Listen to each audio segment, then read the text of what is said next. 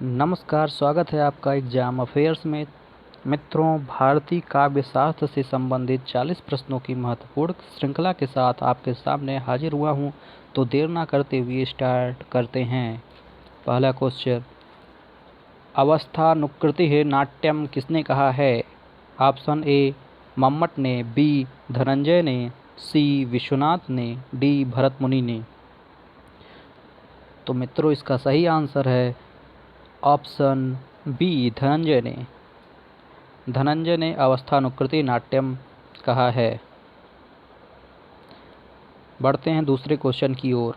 नाट्य शास्त्र में संधियों के भेद प्रभेद हैं। ए 5, बी 15, सी 64, डी 3। तो इसका सही आंसर है ऑप्शन सी 64। चलते हैं अगले क्वेश्चन की ओर।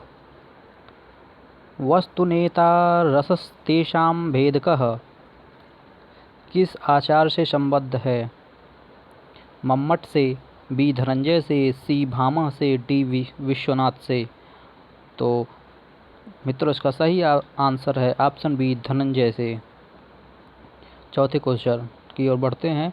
नाट्यशास्त्र विभक्त है। ए सर्गों में, बी उल्लासों में, सी अध्यायों में, डी अंकों में। तो मित्रों, इसका सही आंसर है ऑप्शन नंबर सी अध्यायों में। चलते हैं पांचवें क्वेश्चन की ओर। नाट्य शास्त्र को कहा गया है। ऑप्शन ए चतुर्थ वेद, बी सप्तम अंक, सी पंचम वेद, डी वेद त्रय। तो मित्रों, इसका सही आंसर है ऑप्शन सी पंचम वेद। नाट्य शास्त्र को पंचम वेद कहा गया है। भरत मुनि ने नाटक में कितने रस माने हैं? ए 9, बी 10, सी 8, डी 11। तो मित्रों, भरत मुनि ने नाटक में 8 रसों को माना है। Option C is right answer. बढ़ते हैं सातवें क्वेश्चन की तरफ। 10 रूपक विभक्त है। 10 रूपक विभक्त है उल्लासों में, बी प्रकाशों में, सी अध्यायों में, या फिर डी सर्गों में। मित्रों, जो 10 रूपक है वो अध्यायों में विभक्त है, इसलिए ऑप्शन सी इसका सही आंसर होगा। चलते हैं 8वें क्वेश्चन की ओर।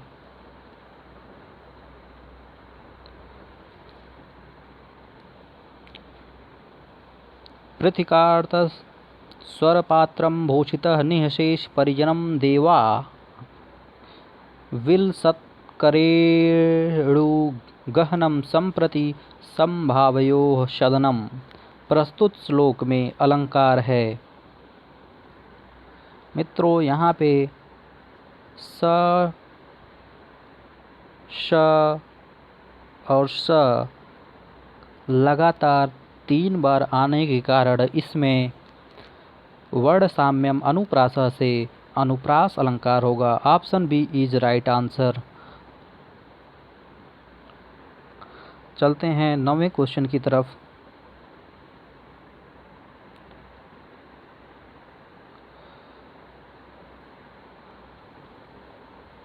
अजस्य गृहणतो जन्म निरीहस्य हतद्विषः शप्तो जागरूकस्य याथार्थवेद कस्तव किस अलंकार का उदाहरण है? ऑप्शन ए अनुप्रास का, बी विरोधाभास का, सी परिसंख्या का, डी अतिशयोक्ति का।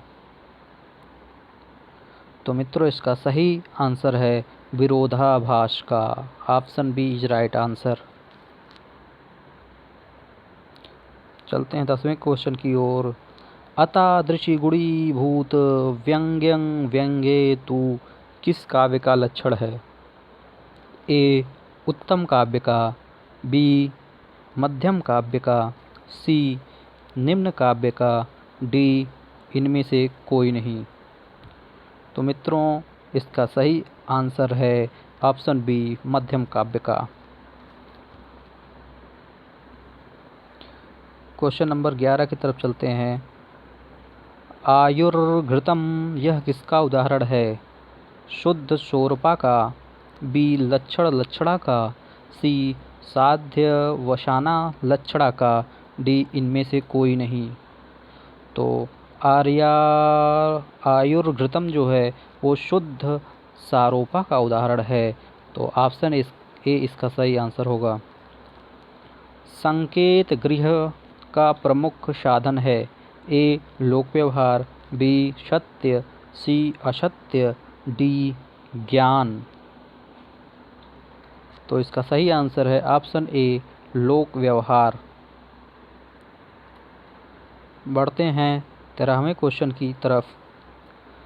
भरत सूत्र के व्याख्याकारों में भट्ट लोल्लट का आचार्य हैं। किस तरह के भट्ट लोल्लट आचार्य हैं? उत्पत्तिवादी हैं, ऑप्शन बी पोषकवादी हैं, ऑप्शन सी निरीश्वरवादी हैं, ऑप्शन डी इनमें से कोई नहीं। तो मित्रों, जो भरत सूत्र के व्याख्याकार हैं भट्ट लोल्लट जी, वो उत्पत्तिवादी रचनाकार माने जाते हैं। तो ऑप्शन ए इसका सही आंसर होगा। 14 क्वेश्चन की तरफ चलते हैं। काव्य प्रकाश में शब्दार्थ स्वरूप निर्णय नामक कौन सा उल्लास है? काव्य प्रकाश में शब्दार्थ स्वरूप निर्णय नामक कौन सा उल्लास है? ए प्रथम, बी नवम, सी पंचम, डी द्वितीय। तो मित्रों, इसका जो सही आंसर है वो ऑप्शन नंबर डी है। द्वितीय उल्लास में इसका वर्णन है। ऑप्शन डी इसका सही आंसर होगा। 15वां क्वेश्चन आपके सामने। इनमें कुंतक का काव्य लक्षण है, अर्थात कुंतक जी ने काव्य क्या लक्षण बताया है? ऑप्शन ए वाक्यम रसात्मकम काव्यम, बी वक्रोक्ति ही काव्य जीवितम, सी तद्दोषौ शब्दार्थौ, डी रमणीयार्थ प्रतिपादकः शब्दः काव्यम। तो मित्रों, जो कुंतक ने बताया है वो ऑप्शन बी बताया है, वक्रोक्ति काव्यम जीवितम, वक्रोक्ति ही काव्यम जीवितम। ऑप्शन बी इसका सही आंसर होगा। चलते हैं 16वें क्वेश्चन की तरफ। शब्द और अर्थ की सुंदर अभिव्यक्ति को कहा गया है? काव्य, बी साहित्य, सी नाट्य, डी गद्य। तो इसका सही आंसर है मित्रों, जो शब्द और अर्थ की सुंदर अभिव्यक्ति की रचना होती है उसे काव्य कहा जाता है। ऑप्शन ए इसका सही आंसर होगा। 17 क्वेश्चन। निर्वास्यतः प्रदीपस्य शिखेव जरतो मतिः, यहाँ पर अलंकार है। ए उपमा अलंकार है, बी रूपक अलंकार है, सी दीपक अलंकार है, डी निदर्शना अलंकार है। तो मित्रों, इसका सही आंसर होगा उपमा अलंकार, क्योंकि प्रदीपस्य शिखेव, शिखा इव जरतो मतिः, शिखा इव शिखा की तरह, अर्थात यहाँ पे इव शब्द आने के कारण इसमें उपमा अलंकार होगा। Question number 18। राजशेखर के अनुसार माने गए कवि के भेदों में नहीं है? शास्त्र कवि, बी काव्य कवि, सी उभय कवि, डी नाट्य कवि। तो मित्रों, इसका सही आंसर है उभय कवि के भेदों की श्रृंखला नहीं है। ऑप्शन सी इसका सही आंसर हो जाएगा। चलते हैं 19 क्वेश्चन की तरफ।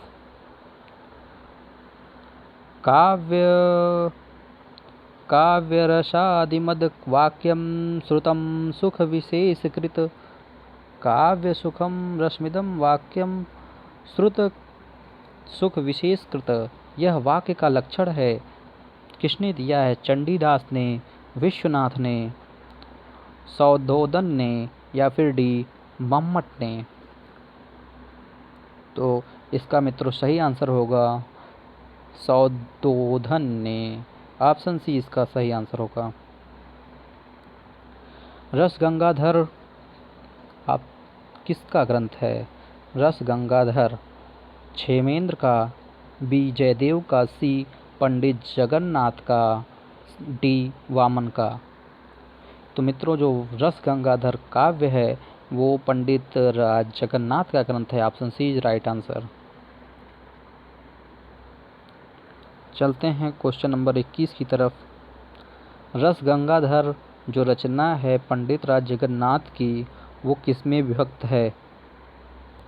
उल्लासों में, बी आननों में, सी अध्यायों में, डी परिच्छेदों में। तो मित्रों इसका सही आंसर होगा रस गंगाधर आननों में विभक्त है।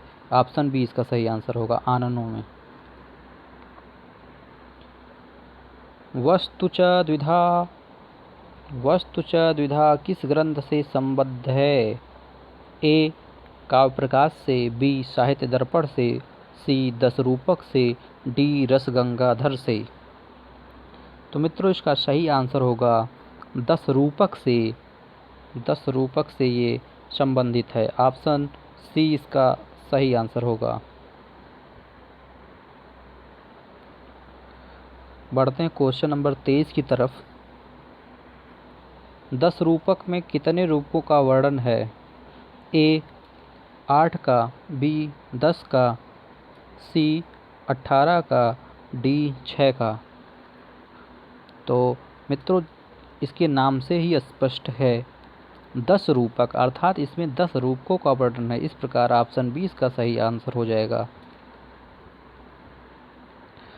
साहित्य दर्पण के रचनाकार हैं। Option A Acharya Vishweshwar, B Acharya Vishwanath, C Vishweshwar Pandey, D Mammata. तो मित्रों इसका जो सही आंसर है वो ऑप्शन नंबर बी है। साहित्य दर्पण के रचनाकार आचार्य विश्वनाथ जी हैं। बढ़ते हैं क्वेश्चन नंबर 25 की तरफ। आचार्य विश्वनाथ ने काव्य में वक्रोक्ति को किस रूप में माना है? रीति रूप में, बी आत्मा के रूप में, सी गुण के रूप में, डी अलंकार के रूप में। तो मित्रों वक्रोक्ति को आचार्य विश्वनाथ ने अलंकार के रूप में माना है, तो इसका आंसर डी सही हो जाएगा। 26 क्वेश्चन की तरफ बढ़ते हैं। विश्वनाथ के पिता का नाम था ए चंद्रशेखर, बी चंद्रशेखर पांडे, सी चंद्रशेखर आजाद, या डी इनमें से कोई नहीं। मित्रों जो विश्वनाथ के पिता थे उनका नाम था चंद्रशेखर। ऑप्शन ए इसका सही आंसर होगा। बट 27 क्वेश्चन की तरफ चलते हैं। विश्वनाथ कविराज के अनुसार काव्य में रस की स्थिति है। ऑप्शन ए आभूषण, बी शरीर, सी अवयव संस्थान, डी आत्मा। तो इसका सही आंसर होगा आत्मा। Option number D. Question number 28 की तरफ चलते हैं। नाट्य शास्त्र के प्रणेता हैं भरत मुनि, बी भरत, सी विश्वनाथ, डी मम्मट। तो नाट्य शास्त्र जो रचना है उसके प्रणेता हैं भरत मुनि। ऑप्शन ए इसका सही आंसर होगा, भरत मुनि। बढ़ते हैं क्वेश्चन नंबर 29 की तरफ।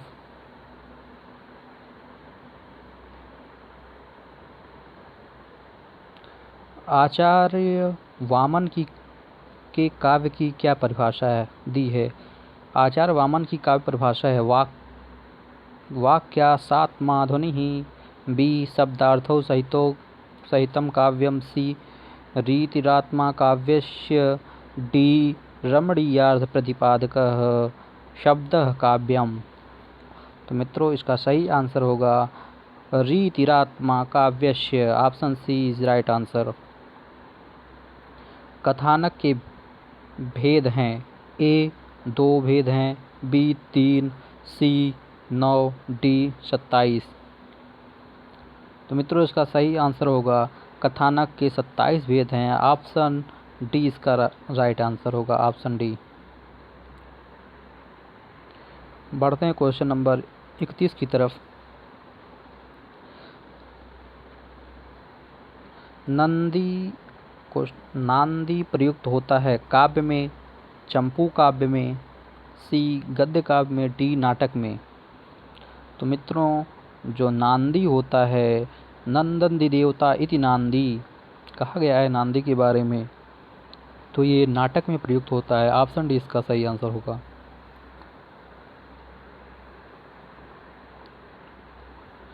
बढ़ते हैं क्वेश्चन नंबर 32 की तरफ। अस्थाई भावों को राजा के समान और अन्य भावों को साधारण जनता के समान किसने माना है? आचार्य विश्वनाथ ने, भरत, बी अभिनवगुप्त ने, सी मम्मट ने, डी भरत मुनि ने। तो मित्रों अस्थाई भावों को राजा के समान एवं अन्य भावों को साधारण जनता के समान जो माना है वो भरत मुनि ने माना है। ऑप्शन डी इसका राइट आंसर होगा। धनंजय। बढ़ते हैं क्वेश्चन नंबर 33 की ओर। धनंजय की कृति है ए नाट्य दर्पण, बी साहित्य दर्पण, सी 10 रूपक, डी काव्य प्रकाश। तो मित्रों जो धनंजय की रचना है उसका नाम है 10 रूपक। ऑप्शन सी इसका राइट आंसर होगा। 10 रूपक में कितने अध्याय हैं? ए 10, बी 8, सी 5, डी 4। तो मित्रों 10 रूपक में जो अध्याय हैं उनकी संख्या है 4। ऑप्शन डी इसका सही आंसर होगा।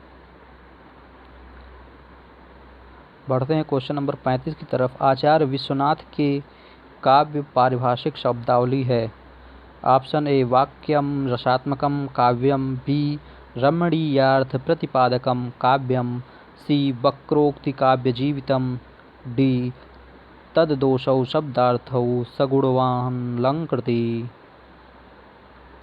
तो मित्रों इसका सही आंसर होगा वाक्यम रसात्मकम काव्यम। Option A is right answer.